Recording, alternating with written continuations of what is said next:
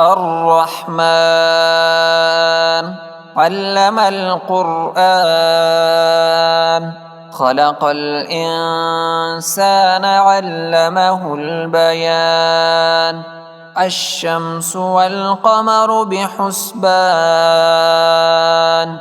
والنجم والشجر يسجدان والسماء رفعها ووضع الميزان ألا تطغوا في الميزان وأقيموا الوزن بالقسط ولا تخسروا الميزان والأرض وضعها للأنام فيها فاكهة والنخل ذات الأكمام والحب ذو العصف والريحان فبأي آلاء ربكما تكذبان خلق الإنسان من صلصال كالفخار وخلق الجان من مارج من نار فبأي آلاء ربكما تكذبان رب المشرقين ورب المغربين فبأي آلاء ربكما تكذبان مرج البحرين يلتقيان بينهما برزخ لا يبغيان فبأي آلاء ربكما تكذبان يخرج منهما اللؤلؤ والمرجان فبأي آلاء ربكما تكذبان وله الجوار المنشآت في البحر كالأعلام فبأي آلاء ربكما تكذبان كل من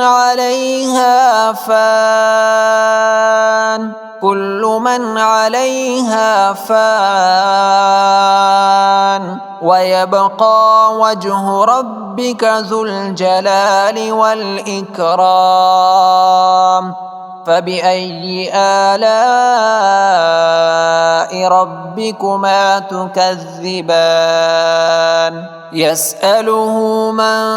في السماوات والأرض كل يوم هو في شأن فبأي آلاء ربكما تكذبان سنفرغ لكم أيها الثقلان فبأي آلاء ربكما تكذبان يا معشر الجن والإنس إن استطعتم أن تنفذوا من أقطار السماوات والأرض فانفذوا لا تنفذون إلا بسلطان فبأي آلاء ربكما تكذبان يرسل عليكما شواظ من نار ونحاس فلا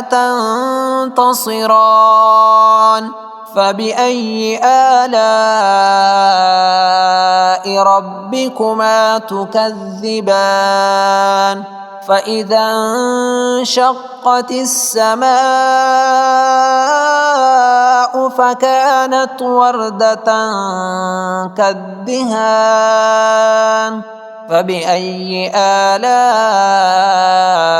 ربكما تكذبان فيومئذ لا يسأل عن ذنبه إنس ولا جان فبأي آلاء ربكما تكذبان يعرف المجرمون بسيماهم فيؤخذ بالنواصي والأقدام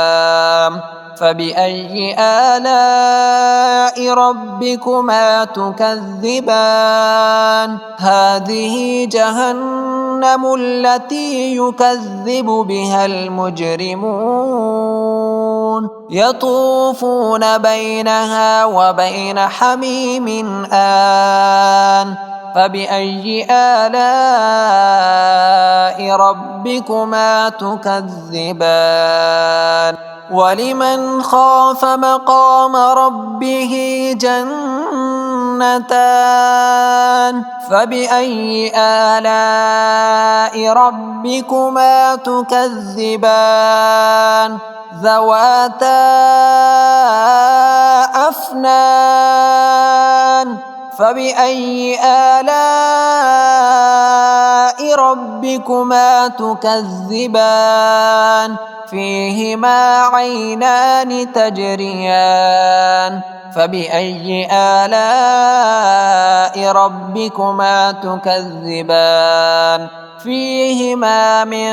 كل فاكهة زوجان فبأي آلاء ربكما تكذبان متكئين على فرش بطائنها من استبرق وجنى الجنتين دان فبأي آلاء ربكما تكذبان فيهن قاصرات الطرف لم يطمثهن إنس قبلهم ولا جان فبأي آلاء ربكما تكذبان كأنهن الياقوت والمرجان فبأي آلاء ربكما تكذبان هل جزاء الإحسان إلا الإحسان فبأي آلاء ربكما تكذبان ومن دونهما جنتان فبأي آلاء ربكما تكذبان مدهامتان فبأي آلاء ربكما تكذبان فيهما عينان نضاختان فبأي آلاء ربكما تكذبان فيهما فاكهة ونخل ورمان فبأي آلاء ربكما تكذبان فيهن خيرات حسان فبأي آلاء ربكما تكذبان حور مقصورات في الخيام فبأي آلاء ربكما تكذبان لم يطمثهن إنس قبلهم ولا جان فبأي آلاء ربكما تكذبان متكئين على رفرف خضر وعبقري حسان فبأي آلاء ربكما تكذبان تبارك اسم ربك ذي الجلال والإكرام.